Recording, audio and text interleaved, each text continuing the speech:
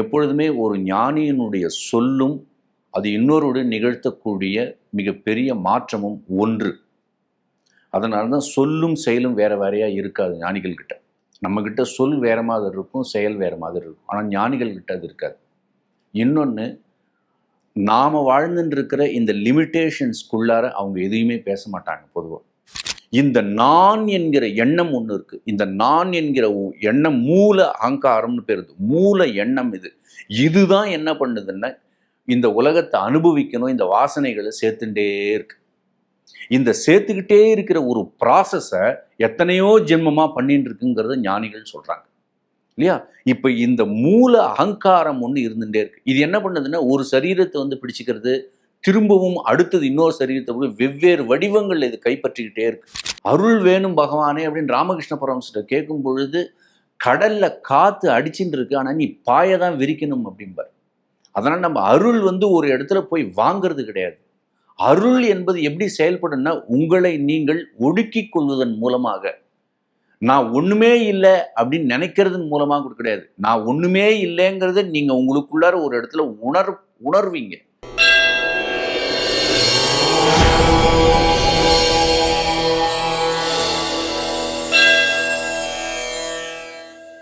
தெய்வத்தமிழ் TV நேயர்களுக்கு என்னுடைய பணிவான வணக்கங்கள். நாம் தொடர்ச்சியாக பகவான் ஸ்ரீ ரமண மகரிஷிகள் அருளிய அக்ஷரமண மாலை பாடல்களை பார்த்துட்டு வரோம். இந்த முறை குற்றமுற்றறுத்தனை குணமாய் பணித்தாள் குரு உருவாய் ஒளிர் அருணாச்சலா அப்படிங்கிற பாடலை பார்க்க போகிறோம். இந்த பாடல்கள் எல்லாமுமே ஒரு ஞானியினுடைய சுய அனுபூதியினுடைய வெளிப்பாடு. இந்த பாடல்களை பாராயணம் செய்யும் பொழுதும், இந்த பாடல்களை வெறுமனே அதனுடைய அர்த்தத்தை புரிந்து கொண்டும் பார்க்கும் பொழுதே அது தன்னுடைய வேலையை செய்து விடுகிறது. எப்போயுமே ஒரு ஞானியினுடைய சொற்களுக்குள்ளற அந்த கிரேஸ் என்கிற அருளும் சேர்ந்து வரும். அது அம்பு மாதிரி. அது நாம் என்ன பண்ணணும்னா, வெறுமனே அந்த பாடல்களை முதல்ல கேட்க ஆரம்பிச்சிடணும். அதனால தான் நம்மளுடைய சம்பிரதாயத்தில் அர்த்தம் தெரியுதோ இல்லையோ சின்ன வயசுலேருந்தே ஒரு பாராயணத்தை கொடுத்துருவாங்க.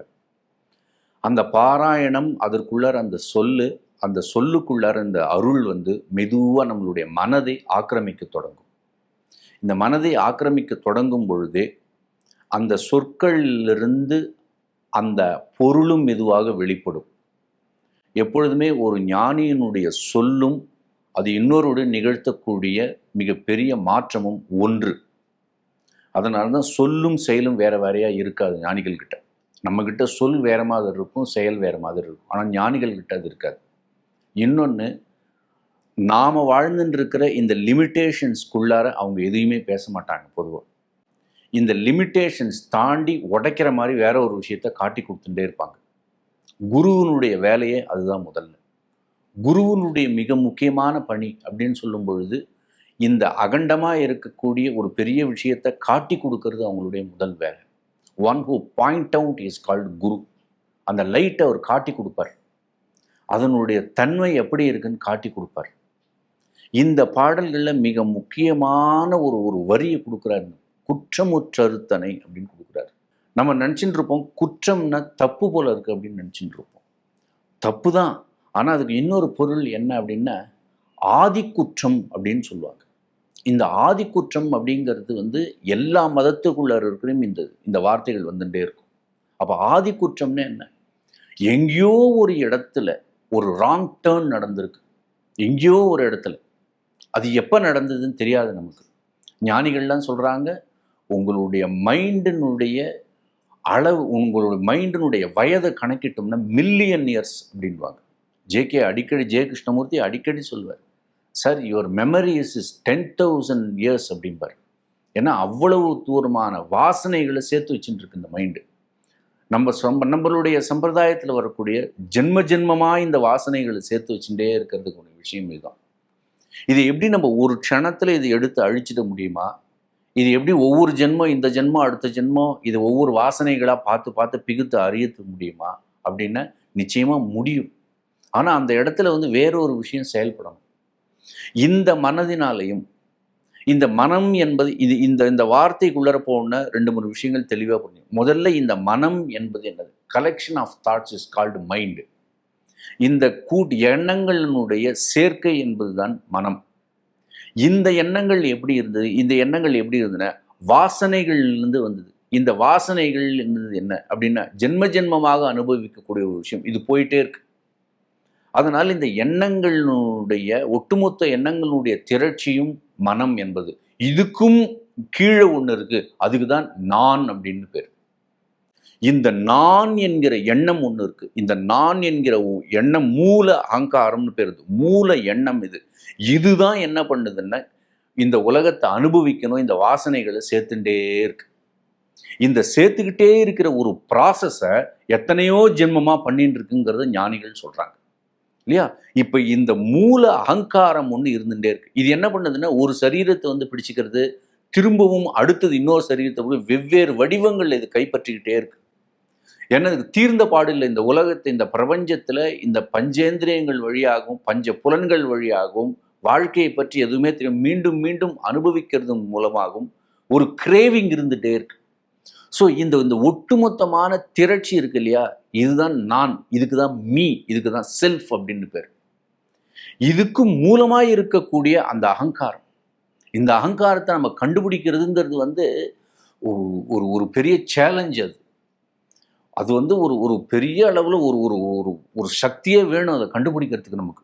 இதுதான் ஞானிகள் நமக்கு காட்டி கொடுக்குறாங்க. நாம் பண்ணுறது எல்லாமே கரெக்டா, நாம் பண்ணுறது எல்லாமே தப்பா, இந்த கேள்வியிலிருந்து எல்லாமே கரெக்டுன்னு உள்ள ஒன்று சொல்லிட்டு இருக்கு இல்லையா, அதுதான் அந்த நான். ரமண பகவானுடைய மெயினான ஒரு உபதேசமே வந்து இந்த நான் யார் அப்படின்னு கேட்கறது மட்டும்தான். இதுதான் இந்த இந்த பாடல்களுடைய மிக முக்கியமான விஷயம். இந்த நான் யார் நம்ம கவனிச்சிருக்கவே மாட்டோம். நம்ம ஒவ்வொரு முறையும் நமக்குள்ளர ஒரு எண்ணம் எழும்பொழுது அந்த எண்ணம் வந்து நம்மளை சார்ந்ததாகவே இருக்கும், செல்ஃப் சென்டர்டாக இருக்கும். இந்த செல்ஃப் சென்டர்டை எது கிரியேட் பண்ணுதுன்னு பார்த்தோம்னா, ஞானிகள் சொல்கிறா அது நான்கிற அகங்காரம் அப்படிங்கிற. அதுதான் மீ, அது மூமெண்ட்லேயே இருக்கு நம்மக்கிட்ட. ஆனால் ஞானிகள் சொல்கிறாங்க இந்த மூமெண்ட்லேயே இருக்கு இல்லையா, இது நான், இது லிமிட்டேஷன் உள்ள நான், இது சரீரம் நான் தான்னு ஒரு அகப்பட்டு இருக்கிற நான். இது முதல்ல யாருன்னு பாது இதை அழிக்கணும், அல்லது இது எந்த இடத்துல உற்பத்தி ஆச்சோ அந்த இடத்துல கொண்டு போய் இதை முடக்கணும். இது எல்லாமே நாம் செய்யக்கூடிய வேலையா அப்படின்னா உண்மையிலேயே நாம் செய்யக்கூடிய வேலை அது. ஆனால் இந்த இடத்துல ஒரு விஷயம் ஞானிகள் சொல்றாங்க, அந்த இடத்துல ஒரு அருள் ஒன்று செயல்படணும் அப்படின்றாங்க.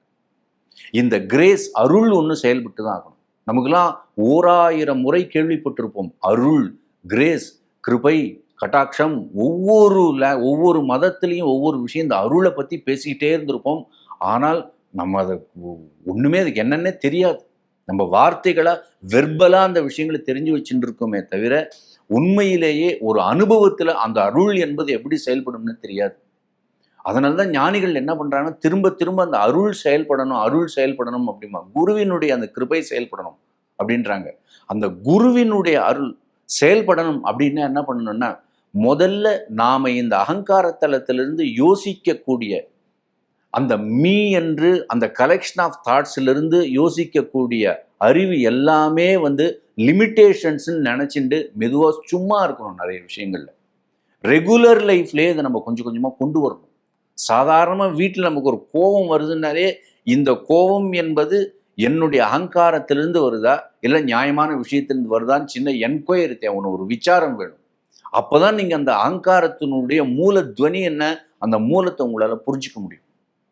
இது ரொம்ப ரொம்ப இருக்கிறதே ரொம்ப முக்கியமான விஷயம். ராமகிருஷ்ண பரமஹம்சர் சொல்லுவார், நீ இல்லைப்பா நீ இறங்கிடு அப்படின்பார். அருள் வேணும் பகவானே அப்படின்னு ராமகிருஷ்ண பரமஹம்சர் கேட்கும் பொழுது, கடல்ல காத்து அடிச்சுட்டு இருக்கு ஆனால் நீ பாயதான் விரிக்கணும் அப்படின்பார். அதனால் நம்ம அருள் வந்து ஒரு இடத்துல போய் வாங்கிறது கிடையாது. அருள் என்பது எப்படி செயல்படும்னா, உங்களை நீங்கள் ஒடுக்கிக் கொள்வதன் மூலமாக, நான் ஒண்ணுமே இல்லை அப்படின்னு நினைக்கிறதன் மூலமாக கூட கிடையாது. நான் ஒண்ணுமே இல்லைங்கிறத நீங்க உங்களுக்குள்ளார ஒரு இடத்துல உணர்வீங்க, உண்மையிலே உணர்வீங்க.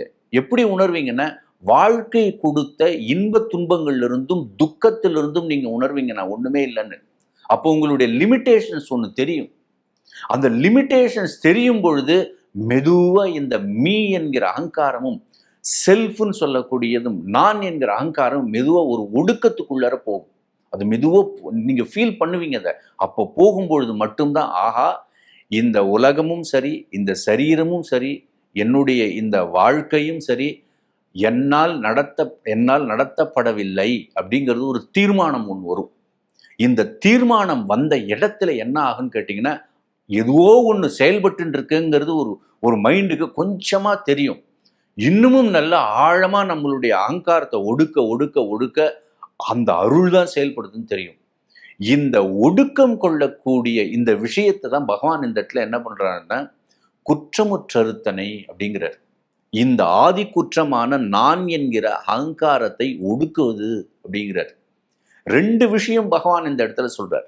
ஒன்று, இந்த நான்கிற அகங்காரத்தை சப்மிட் டு த குரு, உங்களுடைய குருநாதர்கிட்ட அது விட்டுணும். என் வாழ்க்கையில் இன்பமோ துன்பமோ எது நடந்தாலும் எனக்கு எதுவுமே கிடையாது, சகலமும் சத்குருங்கிற சரணாகதி வரணும். ஆனால் மனசு அவ்வளோ சீக்கிரம் இந்த சரணாகதி வந்துருமா என்ன? இந்த விட்டில் பூச்சியை சுண்டி விட்டு அது போய் விழுந்துடுற மாதிரி சரணாகதின்னா அவ்வளோ எளிதாக என்ன? நம்ம சொல்லிக்கலாம் வேணாம், சரணாகதி அதை அடைஞ்சிட்டேன் இதை அடைஞ்சிட்டேன், எனக்கு பகவான் இல்லைன்னா ஒன்றும் இல்லை. ஆனால் ஒரிஜினல் லைஃப்பில் போகும்பொழுது தான் தெரியும், நம்ம மைண்டு ஒரு விஷயத்தை டிசைட் பண்ணிட்டு முடிவு எடுத்துகிட்டே இருக்கும். அது ஒரு ஸ்பெக்குலேட் பண்ணிகிட்டே இருக்கும் ஒரு விஷயத்த. அப்போதான் நமக்கு தெரியும். அப்போ பகவான் என்ன சொல்றாரு, குற்றமுற்றறுத்தனை, இந்த ஆதி குற்றம்னு ஒன்று இருக்கே, இந்த நான்கிற ஒரு அகங்காரம் தான் இந்த இடத்துல ஆதி குற்றம். குற்றமுற்றறுத்தனை குணமாய் பணித்தாள் அப்படிங்கிறது. அப்ப என்னென்ன, குற்றமுற்ற அறுத்தனை ஒருத்தனுக்கு சித்திச்சதுனாலேயே இந்த ஆதி குற்றமான நான் என்கிற அகங்காரம் ஒருத்தனுக்குள்ளார இது குற்றம் அப்படின்னு தெரிஞ்சிட்டதுனாலே குணமாய் பணித்தாள். குணம்ங்கிறது என்ன இந்த இடத்துல அப்படின்னா, சத்வகுண ரஜோகுண தாமச குணங்கள்லாம் தாண்டி குணாதீதனா அவன் இருக்கிறது தெரியும் அந்த இடத்துல. இந்த 3 குணங்களையும் தாண்டி ஒரு விஷயம் இருக்கு, குணமாய் பணித்தாள் அப்படின்றார். அப்போ குருநாதர்கிட்ட என்ன வேண்டான்னா, இது எல்லாம் நடக்கணும்னா குருநாதா நீ எனக்கு அருள் பண்ணணும். நீ எப்படி அருள் பண்ணணும்? குரு உருவாய் ஒளிர் அருணாச்சலா அப்படிங்கிறார். இந்த இடத்துல 2 விஷயம் இருக்கு. எனக்கு குருவா ஒரு பிசிக்கலா ஒரு குரு, மானிட உருவத்தோட ஒரு குரு எனக்கு வேணும். இல்லையா, எனக்கு தெரியாது நீ எப்படி வருவியோன்னு தெரியாது. அதனால என்ன பண்ண, குரு உருவாய் ஒளிர் அருணாச்சலா அப்படிங்கிறார். இந்த ஒளிருங்கிற வார்த்தை என்னன்னா விஸ்டம். இந்த ஒளிருங்கிறது என்னன்னா ஞானம் என்கிற அந்த ஒரு லைட்டு. இதை அடிச்சு ஒரு ரூம் இருட்டா இருக்கு, ரொம்ப நாளா இருட்டா இருக்குன்னா ஒரு லைட்டு போட்ட உடனே என்ன பண்ண, கொஞ்சம் கொஞ்சமா இருட்டு போகுமான்னா பட்டுன்னு இருட்டு போகுது இல்லையா? அதுபோல் நீ என்ன பண்ணன்னா, எனக்குள்ள ஒரு அகங்காரம்ங்கிற ஒரு ஆதி குற்றம் இருக்கு, அதனால் ஏற்படுகிற அறியாமை இருக்கு, அதனால் ஏற்படுகிற இக்னரன்ஸ் இருக்கு, இதனால நான் ரொம்ப அவஸ்தைப்பட்டுக்கிட்டு இருக்கேன். நீ என்ன குரு உருவாய் ஒளிர் அருணாச்சலா, உடனடியா அந்த லைட்டை என் மேல அடிச்சுடு அப்படின்றார். இந்த பாடல் ரொம்ப முக்கியமான பாடல். இதுக்குள்ளார நான் யாருங்கிற ஆத்ம விசாரம் இருக்கு. இதுக்குள்ளார அந்த மூல அகங்காரம் நான் அப்படிங்கிறது தெரிந்து கொள்ள வேண்டும் அப்படிங்கிற விஷயத்தை பகவான் வைக்கிறாரு. இது 3ம் யாரால செய்ய முடியும்? அருளால் செய்ய முடியும். அப்ப நீ என்ன பண்ணன, முதல்ல வர வேண்டியது உன்னுடைய அருள். அதனால் நீ முதல்ல வந்திருப்பான்னு இந்த பாட்டுல பகவான் கூப்பிடுறார். குரு உருவாய் ஒளிர் அருணாச்சலா அப்படிங்கிறார். இதுதான் இந்த பாடலினுடைய அர்த்தம்.